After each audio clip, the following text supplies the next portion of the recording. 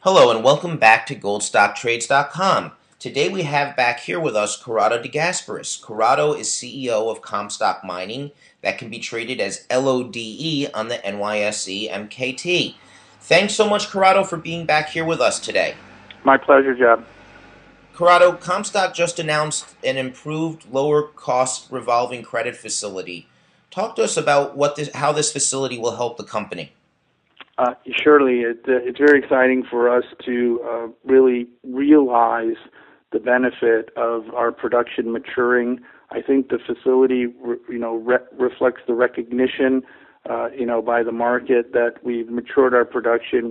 We've delivered the revenue that we expected to deliver in 2013, and it really positions us for efficient working capital and capital growth.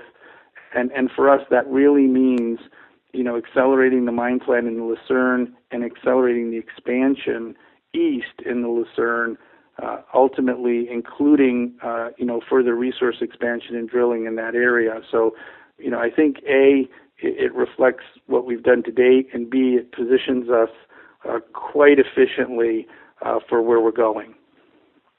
Corrado, you also recently announced the expansion of properties and breakthrough zoning changes on the Dayton area. Can you talk to us about the significance of that? Yeah, it really all ties together, to what I just said, and ultimately leads into a broader, district discussion.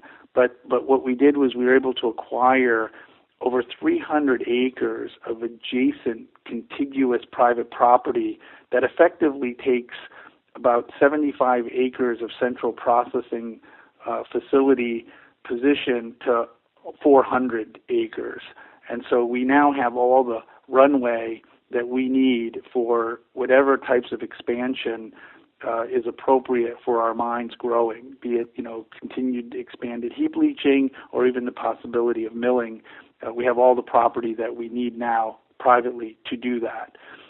Secondly, we went down into the Lyon County district and asked for rezoning of some of our central patented mining claims in the Dayton resource area, and we got unanimous approval. So, not only do we have the central expansion capacity now, but we also have opened up the entire district, in terms of private patented mining claims, in a way where there really isn't anything impeding us from, finishing our mineral developments, finishing our mine plans, and moving towards having, not one small, but two intermediate and larger sized mines operating with one, central processing area. Corrado, in 2013 was a very significant year. The revenues increased and you exceeded your 2013 guidance. Can you highlight the significance of the year 2013? Yes, it was important in so many ways. Obviously, it was our first full year of production, and we were pleased in exceeding the 20,000 ounce target. But it was more than that. It really reflected, the ramp up and stabilization of our system. That included, the stress testing and the debottlenecking of some important parts of it. It included, the validation of the metallurgy and the yields that we were expecting. It really showed us the 10 ounces of silver for every ounce of gold, coming through in our pores, and really, I would say more than anything, matured sort of to a cohesiveness, the operating team. And all of that positions us now for a system's capability to grow from. So, Corrado, talk to us about some of your growth plans for 2014.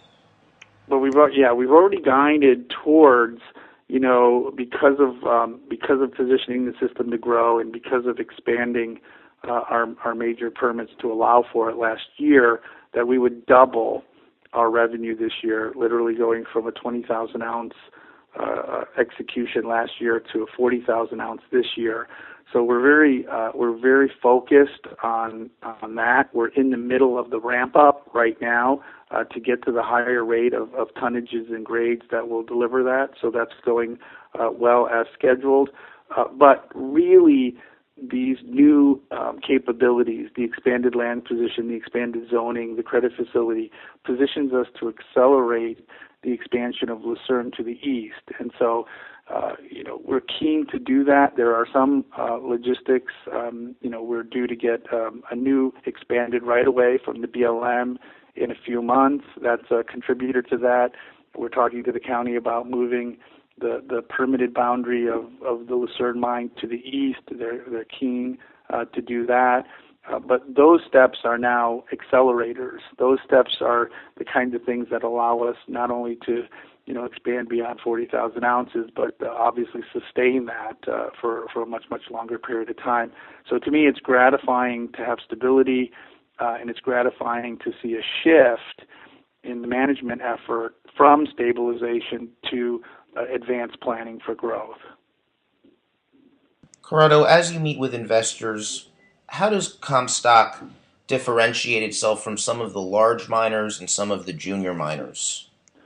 Well, I think from the larger perspective, it's great that we have control of our entire district. To be sitting in an epithermal, high grade veined district where we have the ability to optimize over the entire district with tremendous historical and current data that results in a very robust geological model. We don't feel like even any of our drilling is speculative in that regard. So we have strong foundational district with robust geology. That certainly is number one in my mind.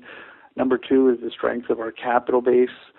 We have a great balance sheet with some of the best United States-based institutional investors. So we like where we are. We like the runway where we could be. There's a global interest in junior miners today, and we're just scratching the surface on potential interest in our company and our stock in that regard. But we have a phenomenal base to start with. And then third, I would say the cohesiveness, the maturity now of a management team that's been working together, not for 1 year, not for 2 years, but for 4 years. So the intimacy in the geology, the intimacy in how the system's operating, the platform, if you will, is in place to grow from. Corrado de Gasperis, CEO of Comstock Mining, symbol LODE on the New York Stock Exchange, MKT. Thank you so much for being here with us today. My pleasure, Jeff. Thank you very much.